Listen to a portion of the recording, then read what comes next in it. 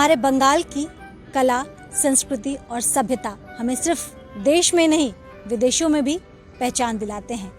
लेकिन कोविड-19 की वजह से इस कला पे भी कहीं ना कहीं ग्रहण साफ साफ दिखाई रहा है। सिलीगुड़ी के कावाखाली में इस वक्त हम मौजूद हैं।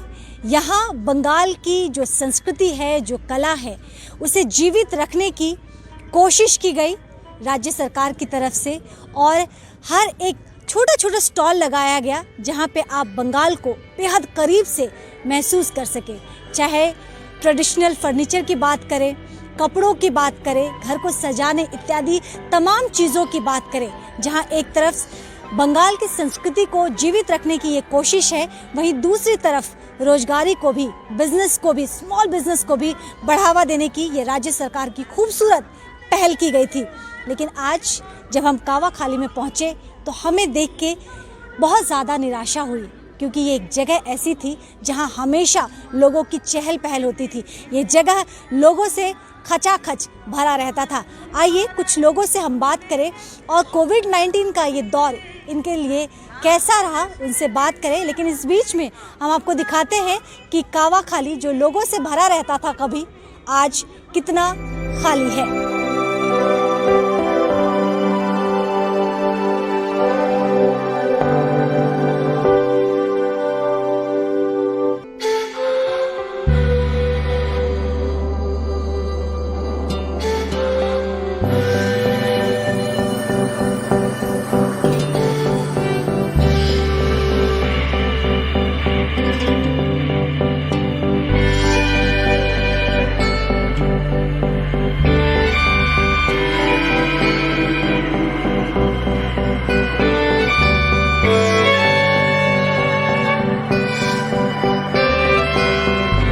कावाखाली विश्व बांग्ला शिल्प हाट में इस वक्त हम मौजूद हैं। दीवारों पे हमारी सभ्यता, हमारी संस्कृति को उकेरा गया है।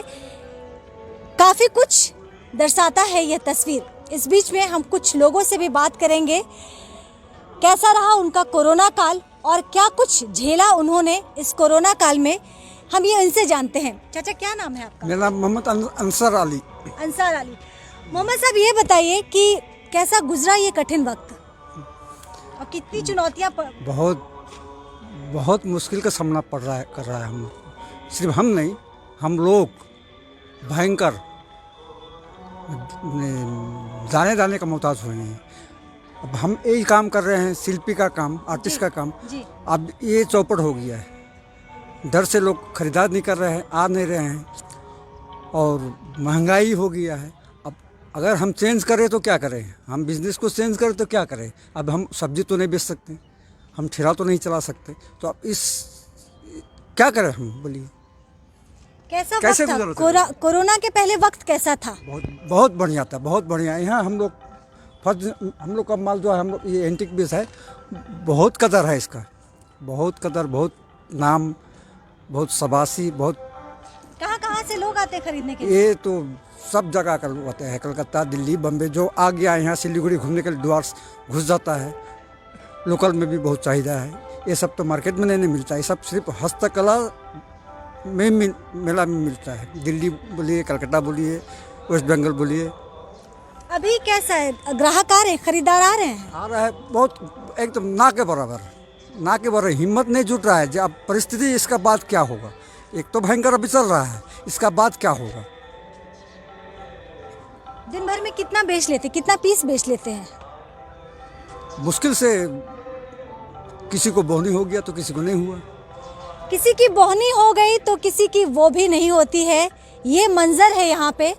इस मंजर को हम कैमरे में कैद कर रहे हैं, सच्चाई आप तक दिखाने और पहुँचाने की कोशिश कर रहे हैं। अंसार साहब महज एक उदाहरण थे, पूरा कावाखाली का ये विश्व बांग्ला शिल्प हाट की भी लगभग कमोवेश यही दशा है।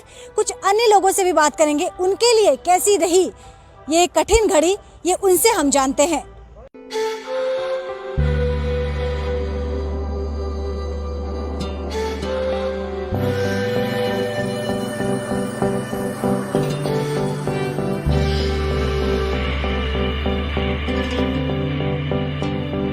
बंगाल की एक और खूबसूरत कला देवी काली की ये छवि आप देख सकते हैं और हम दोबारा कहेंगे कि ये शिल्पकार छुपे हुए कलाकार हैं जिन्हें राज्य सरकार की तरफ से एक सुनहरा अवसर दिया गया अपनी कला को दिखाने का, वही कला और संस्कृति को जीवित रखने का। कैसा रहा कोरोना काल? कोरोना जो हुआ वो हम लोग को कोई गलत नहीं होता है। एक सैनिक का अलग आदमी है जो कोरोना के आगाड़ी का जो खरीद करता, कोरोना के बाद भी वो खरीद करता है। तो ये जो प्रतिमाएं, ये जो आप हाथ से जो बनाते हैं, इतनी मेहनत करते हैं, इसके खरीदार मिल जाते हैं आपको? हाँ, खरीदार मिल जाता है। मिल जाता है। दिन भर में कितना बेच लेते हैं? वो ठीक नहीं, शिल्पों का सामान है तो जिसको चॉइस होता है वो लेता है, दूसरा आदमी नहीं लेता है। तो कितना बिक जाता है फिर भी? वो कोई दिन 1000 होता है, कोई दिन 500 होता है, कोई दिन भी 200 होता है। वो ठीक नहीं है। तो कोई दिक्कत नहीं है? कोविड के टाइम में कोई दिक्कत नहीं हुई? ना होता है, कोविड को बाद में भी होता है। इसका आदमी तो अलग है। हाँ, वो कोरोना का आगाड़ी जो आदमी था वो आदमी वो कोरोना बाद में था। वापस आ गया? कोरोना के पहले जो आदमी लोग इसके थे, खरीदार जो थे, वो वापस आ गए? हाँ, वो आता है अभी। हाँ, थोड़ी आता है। क्या नाम है आपका? मेरा नाम है शरद पुरकाइत। तो शरद बाबू का यही कहना है कि हस्तशिल्प के जो प्रेमी होते हैं वो खास किस्म के लोग होते हैं और कोरोना के पहले और कोरोना के बाद भी बहुत ज़्यादा जो है बदलाव इन्हें नहीं है। किसी दिन 500 रुपये तो किसी दिन 1000 रुपये की इनकी बिक्री हो जाती है, लेकिन बहुत सारे ऐसे लोग भी हैं जिनकी बोहनी तक नहीं हो पाती है, जैसे कि अंसारी साहब। घूमते फिरते हम पहुंच गए हैं सकीना बानू के पास। कोरोना के पहले बहुत ज़्यादा बिक्री थी, इतनी ज़्यादा बिक्री थी कि ग्राहकों को मैनेज करना मुश्किल हो जाता और कभी कभी तो ग्राहक नाराज़ होकर चले जाते थे। लेकिन आज ये खाली बैठी हैं और आंखें तरस रही हैं, वो टकटकी लगाए बैठी हैं उस दरवाजे की तरफ कि कोई ग्राहक आए, कोई खरीदार आए और कुछ खरीदे। कैसा था कोरोना के टाइम में? করোনার আগে আচ্ছা था? হ্যাঁ, আচ্ছা তা ভালো ছিলাম। আর এখন বিক্রি বাট্টা নেই, লোকজনও আসে না, খুব একটা কেমন আসে না, হালকা আসে। তা আসলে ওরা বেশি কেনে না, 2-4 জন কেনে, তাহলে 10 জনে ঘুরে ফিরে চলে যায়। এই আমাদের সমস্যা। এত মাল করে নিয়ে আসছি, এখন বিক্রি যে কি করে করব। কোথা থেকে আপনি? আমি জলপাইগুড়ি ডিস্ট্রিক্ট, মেটেলি ব্লক। তো প্রত্যেকদিন আপনি না আমি এইখানে থাকি। হ্যাঁ, এখানে থাকার ব্যবস্থা সরকার করেছে। কে আছে বাড়িতে? আমার বাড়িতে আমার স্বামী আছে, আমার ছেলে আছে, মেয়ে আছে, আমার শাশুড়ি আছে।